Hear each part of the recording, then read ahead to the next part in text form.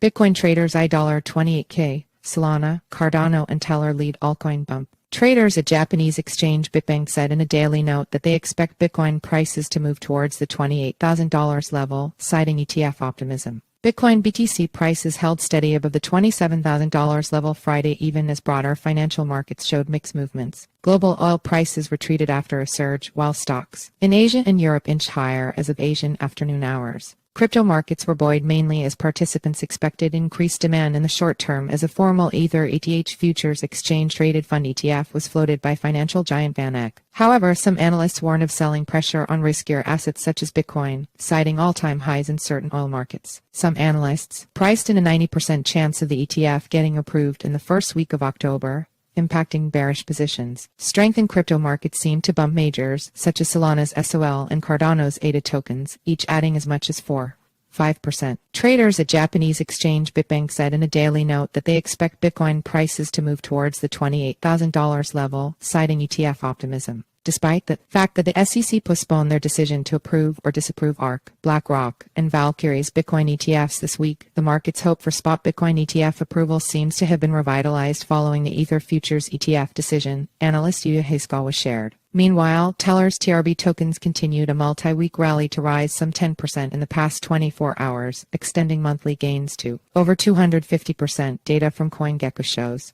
High funding rates on TRB futures could explain some of the demand for these tokens, analysts at Coinalyze said in a message, amid the lack of fundamental catalysts. Funding rates are periodic payments that traders on perpetual futures markets pay from one side of the trade to the other. Depending on their open positions, traders will either pay or receive funding.